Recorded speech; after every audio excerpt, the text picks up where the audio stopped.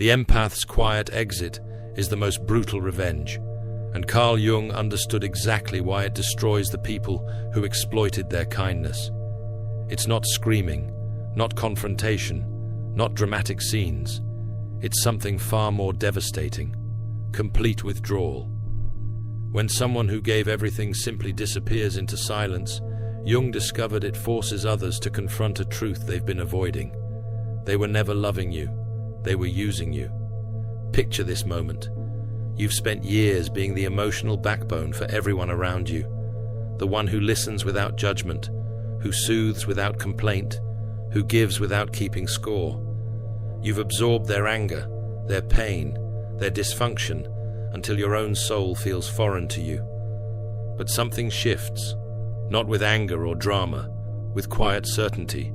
You stop explaining yourself. You stop apologizing for having needs. Most devastatingly of all, you stop being available for their emotional emergencies. Jung called this transformation the withdrawal of projections, and he understood why it feels like psychological warfare to those who benefited from your endless giving. But here's what Jung discovered that changes everything about how we understand highly sensitive people. What we now call empaths, Jung described as individuals with what he termed innate sensitiveness, a heightened capacity for psychological perception that makes them natural repositories for others' unconscious material. Jung wrote, "Until you make the unconscious conscious, it will direct your life and you will call it fate." But for the highly sensitive person, this unconscious direction comes from others' emotions rather than their own inner guidance. They absorb others' irritation as their responsibility to heal instead of developing conscious awareness of their own psychological patterns. Jung observed this pattern repeatedly in his clinical practice.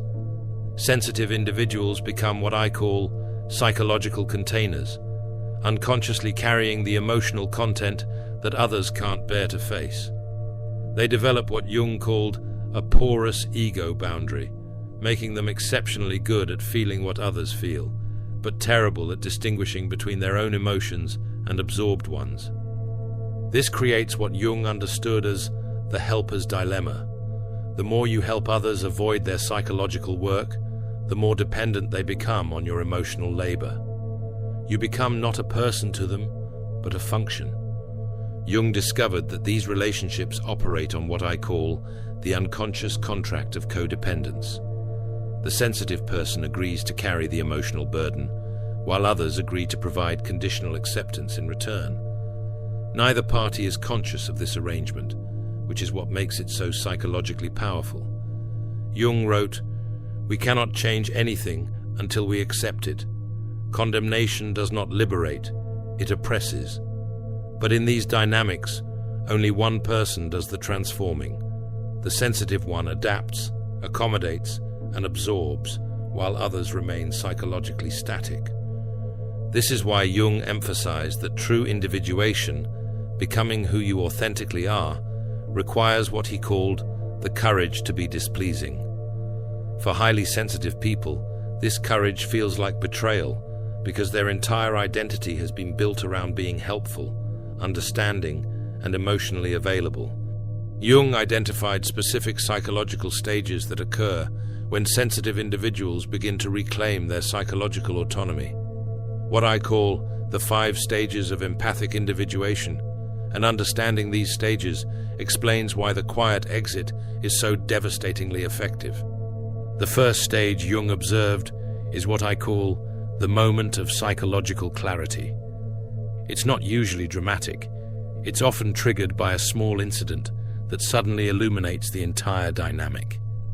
You realize that your presence has been reduced to a function rather than valued as a person. Jung wrote, "The world will ask you who you are, and if you don't know, the world will tell you." This awakening for sensitive individuals is often painful because it reveals how much of themselves they've sacrificed for others' comfort. You begin to see that your kindness has been interpreted as weakness, your empathy as availability, your silence as consent. Most shocking of all, you realize that many people in your life don't actually know who you are beneath your function as their emotional support system. Jung called this recognition the first step towards psychological independence. It's the moment when you stop making excuses for others' behavior and start questioning why you've accepted so little in return for giving so much. Comment if you've had that moment of sudden clarity about a relationship. I finally saw the truth.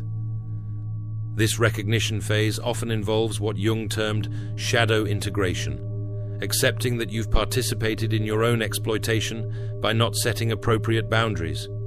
This isn't self-blame, but self-awareness that empowers change. Jung observed that once recognition occurs, sensitive individuals experience what I call the great reorientation. Their energy begins to flow inward rather than outward. This isn't depression or withdrawal.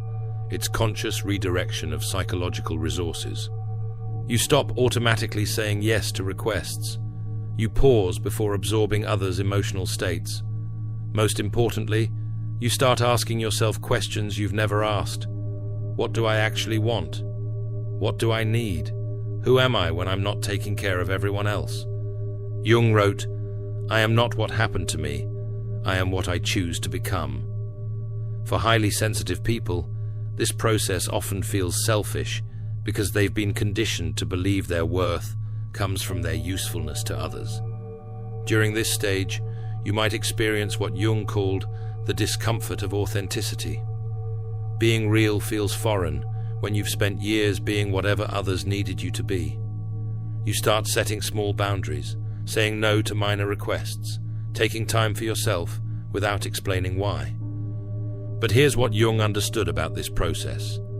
Every boundary you set isn't just personal, it's also therapeutic for others. By refusing to enable their emotional avoidance, you force them to develop their own coping mechanisms. This is where Jung's insights become crucial for understanding why the quiet exit is so psychologically powerful. He observed that when sensitive individuals stop over-functioning in relationships, it creates what I call the vacuum effect. The space they once filled with their emotional labor suddenly becomes glaringly obvious. You stop initiating conversations. You don't rush to smooth over conflicts. You become unavailable for the daily emotional maintenance you once provided automatically. Most devastatingly, you stop explaining your behavior or seeking approval for your choices. Jung called this the withdrawal of participation mystique, no longer unconsciously merging with others' psychological states. Instead of absorbing their emotions, you start observing them. Instead of fixing their problems, you start witnessing their choices. The psychological impact on others is immediate and profound. They suddenly realize how much they depended on your emotional regulation, your conflict avoidance, your endless accommodation. What felt natural to them was actually sustained by your invisible labor. If you've gone completely silent with someone who took you for granted, comment, "My silence spoke louder than my words ever did." Jung understood that this silence isn't punishment, it's protection. You're not trying to hurt others, you're trying to stop hurting yourself. But to those accustomed to your availability, your absence feels like abandonment because they've never learned to meet their own emotional needs. Jung observed that when sensitive individuals withdraw their emotional support, it forces others into what I call psychological accountability. They must confront the fact that their relationship was built on exploitation rather than genuine connection. This stage is where the brutality of the quiet exit becomes apparent. Without your emotional cushioning, others face the full impact of their own behavior. They experience the consequences of taking without giving, of demanding without appreciating, of using without valuing. Some will respond with anger, accusing you of being cold, selfish, or changed. Jung would say this anger is actually projection of their own shadow. They're seeing in you the selfishness they can't acknowledge in themselves. Others might attempt what I call hoovering, suddenly showering you with attention, promises to change, or expressions of appreciation they never offered before. Jung warned about this manipulation. Where love reigns, there is no will to power, and where the will to power is paramount, love is lacking. The sudden attention is about regaining control, not expressing genuine appreciation. The most psychologically mature response, according to Jung, is when others take responsibility for their behavior and begin doing their own emotional work. But this is rare because it requires facing uncomfortable truths about themselves. Jung wrote, "Knowing your own darkness is the best method for dealing with the darknesses of other people. Your quiet exit irritates them because it mirrors their own capacity for withdrawal and self-protection, qualities they've projected onto you as negative while relying on your opposite qualities." The final stage Jung identified is what I call the birth of psychological sovereignty. You've not only withdrawn from unhealthy dynamics, but have begun building a life based on your authentic self rather than others' expectations. You develop what Jung called conscious empathy, the ability to feel with others without losing yourself in their experience. You can be compassionate without being compulsive about helping. You can be sensitive without being a receptacle for others' unconscious material. Most importantly, you learn to trust your own psychological instincts. Jung wrote, "Loneliness does not come from having no people about one, but from being unable to communicate the things that seem important to oneself. You no longer need external validation to know what's true, what's healthy, or what serves your highest good. This sovereignty is what makes the quiet exit so brutally effective. You're not fighting against others, you're fighting for yourself. You're not trying to punish them, you're trying to preserve your own psychological integrity. If you've reached the point where you choose peace over people-pleasing, comment, 'I chose myself for the first time.'" But Jung also warned about the loneliness that can accompany this stage. When you stop attracting people who need fixing, you might feel isolated until you learn to attract people who value authenticity over utility. Jung understood that the empath's quiet exit creates what I call the mirror effect. Your absence forces others to see themselves clearly, often for the first time. Without your emotional buffering, they experience the full weight of their own psychological patterns. Some will never understand what happened. They'll create stories about how you changed or became selfish because accepting responsibility for their role in the dynamic is too psychologically threatening. Others will experience what Jung called a neurotic breakdown. The collapse of their old coping mechanisms forces them to develop healthier ones. This can actually be a gift, though it rarely feels like one in the moment. A rare few will use the experience as Jung intended, as an opportunity for individuation.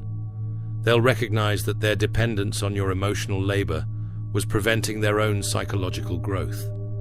Jung observed that these mirror moments are often the catalyst for genuine transformation. When someone realizes they've been psychologically parasitic, it can motivate real change, not to win you back, but to become a whole person themselves. Jung discovered something profound about why the quiet exit is so psychologically devastating. It's not just the loss of emotional support, it's the confrontation with what he called the unlived life. When you stop enabling others' emotional avoidance, they must face all the feelings, conflicts, and growth they've been avoiding. Your presence wasn't just comforting, it was preventing their psychological development. Jung wrote, "No tree, it is said, can grow to heaven unless its roots reach down to hell."